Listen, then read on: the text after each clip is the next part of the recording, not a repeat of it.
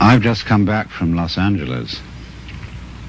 I was down there to meet with a group of rather important people in the movie industry, scientists and so on, who were considering calling a congress of the best minds in the world to meet in Los Angeles in the near future, to be a kind of planetary alarm conference.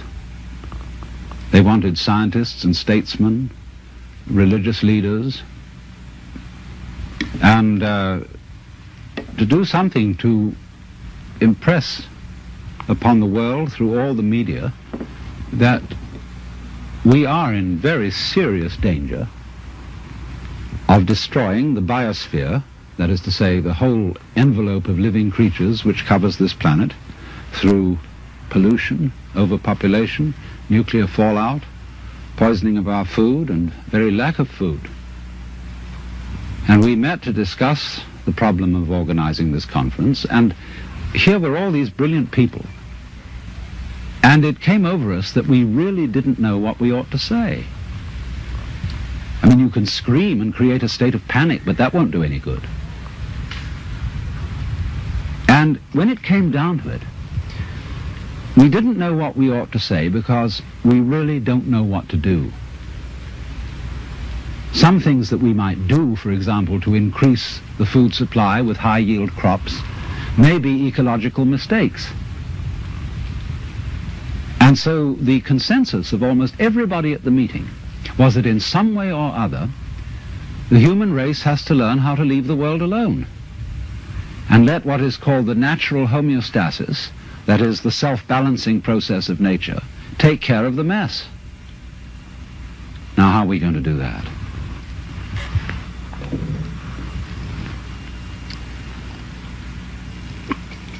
This is Japanese ceremonial tea. It's good on a cold day. See, our problem is we don't really know how to stop. We've got something started and we see it's going in a wrong direction.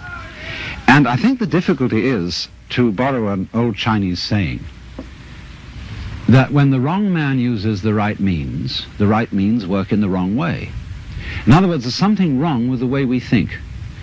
And while that is there, everything we do will be a mess. Now, what is it that's wrong?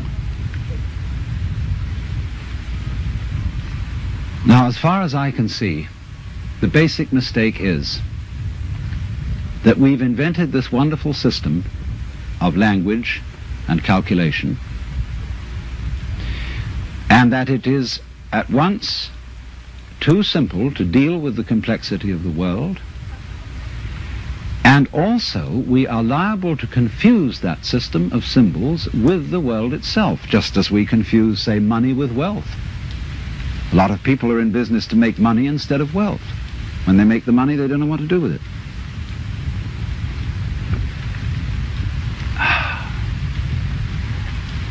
And so in the same way, we confuse happiness with status, and we confuse ourselves as living organisms which are one with this whole universe with something we call our personality.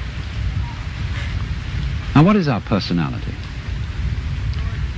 Our personality is what we call our image of ourselves, and also our thought about ourselves, our idea of ourselves.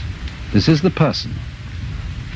In other words, what people meet and understand, and what I understand as Alan Watts, is a big act which is not really me. Because in the image of Alan Watts, there are not all my unconscious processes, both psychological and physical. The construction of my brain is not contained in the concept Alan Watts, and the concept Alan Watts does not contain the inseparable relationships which I have with all the rest of the universe. And therefore that concept is a fraud. And when it's mistaken for the real me, there's a confusion, because if somebody says to me, Alan Watts, do something about it, the concept Alan Watts can't do anything. In other words, because it's only a concept, you can't make it lift a weight just as 3 is a concept. 3, the number. You can't make just plain 3 do anything. So also you can't wrap up parcels with the equator. It's a useful imaginary line, but it can't do anything. But we all feel that this concept of ourselves, which we call our personality or our ego, can do something, because we think it really exists. And I'll tell you why we think it exists. What happens when you, if I were to say to you, now look hard at the television screen, really look at it. What do you do as distinct from just watching it in the ordinary way when you say, now I really got to see that? What do? Notice that you tighten muscles all around here, that you frown a little, you clench your teeth perhaps. Now what has that got to do with seeing anything clearly? It has absolutely nothing to do with it. Same thing when you listen carefully. Now listen, catch everything that's said, or you start tightening up around your ears. That has nothing to do with hearing clearly. Now from the moment we were little children, when teachers in class screamed at us, pay attention, we go tight in various ways, either to see or hear more clearly, to concentrate, or to will something which is supposed to be difficult to do. And that constitutes a habitual tension over the whole body that's there almost all the time, and that feeling of unnecessary tension is, as it were, the material sensation upon which we fasten this concept of I. We hang it on to that feeling. The concept is not us. The feeling of tension is completely phony. It has nothing to do with success in seeing, hearing, or acting. And so we get the marriage of an illusion with a falsehood, and that we call ourselves. And no wonder we feel cut off from everything, alienated, frightened of life and death. So what has to happen is we have to come back to a sane view of our own life, which is the way we really are, an organism functioning in terms of the whole environment, with the whole environment, instead of this funny little separate personality. But how are we going to do that? People say, oh, you can't change human nature overnight. You're asking us to give up the ego. And that's the most difficult of all things to do. Actually, it isn't, because the ego doesn't exist. But of course, if you try to give up your ego with your ego, then it'll take you to the end of time. Because this is the point. You can't transform yourself. You can't make yourself sane. You can't make yourself loving. You can't make yourself unselfish. And yet it's absolutely necessary that we be that way. It's absolutely necessary.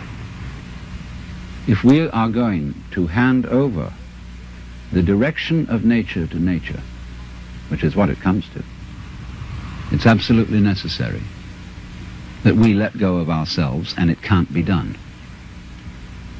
Not by anything that we call doing it, acting, willing, or even just accepting things. You can't do it. Why? Because you don't really exist as that kind of a separate ego or personality. It's just an idea based on a phony feeling. So when it comes down to it, it's shocking news for us, for the human race, for our pride. You're only making a mess by trying to put things straight. You're trying to straighten out a wiggly world, and no wonder you're in trouble. So you can't do anything. So you can't transform yourself. And what can you do? What happens then if you actually realize you've come to a dead end? And the human race has come to a dead end, in my opinion. What then? Commit suicide? Or is there something else? What happens when you just wait? There's nothing you can do. You watch. And all you see is what goes on that is happening of itself. You're breathing, the wind is blowing, the trees are waving, your blood is circulating, your nerves are tingling. It's all going on of itself. But you know, that's you. That's the real you.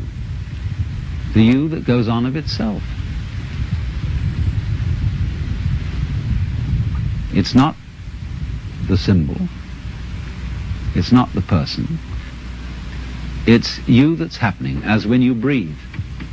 Yes, you can get the feeling that I am breathing by shoving your breath, but your breath goes on day in and day out without your doing anything about it or even thinking of it. The same way your brain is functioning without your forcing it. So when you come to a dead end, and we are individually and socially now in 1971 at a dead end, this is the moment of which it is said man's extremity is God's opportunity. Because we have to stop. And when we stop, we find a world that is happening rather than being done, being shoved. And that happening, as distinct from doing, is our fundamental self. And our fundamental self is not something just inside the skin. It's everything around us with which we connect. When you look out of your eyes at nature happening out there, you're looking at you. I'm not going to say what we should do from then on,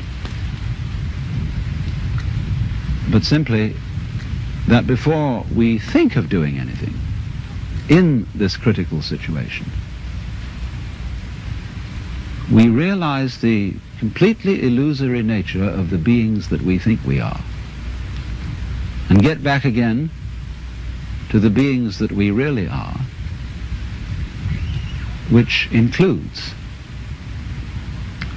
all this outside world, no longer left outside.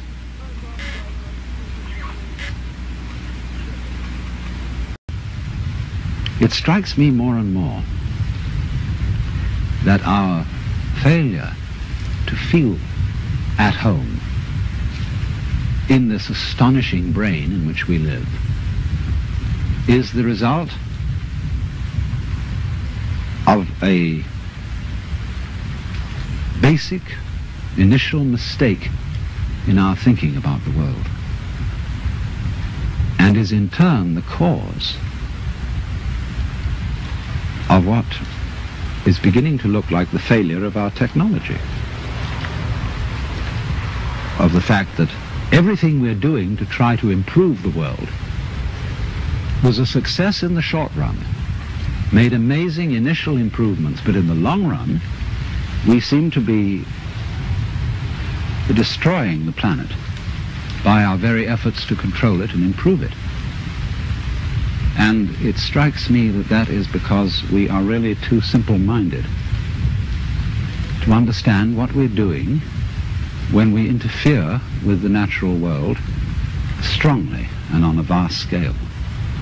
We don't really interfere with it because that would suggest that we were something different from it, something outside. But I think what we're doing is we are understanding it in terms of languages, numbers, in terms of a logic which is too simple for the job, too crude for the job. To begin with, we understand everything in terms of words or numbers, and they're stretched out in rows, in lines. And our eyes have to scan those lines in order to understand them. But when I scan this view, I don't do it line by line by line. I see the whole thing at once. I take it in with, as it were, a wide-angle lens. But when I try to understand the world through literature and through mathematics, I have to scan lines. You know, that's why it takes us so long to get educated in school, because our eyes have to scan and organize miles and miles of print And that takes us 20 years or more to get through it. But life happens, changes go on too rapidly for that. Because you see, in the world, everything is happening all together everywhere at once. And meanwhile, we, with our myopic little minds, are working it out step by step. Of course, we are greatly assisted by the rapidity of the computer. But even so, the computer is still looking at things in rows as the magnetic tape goes through and is scanned by the computer. It's still all going along in a single track. And I suppose then our difficulty is that we have lamentably one-track minds in an infinitely many-tracked universe. And we may have to come to the alarming conclusion that the universe is smarter than we are.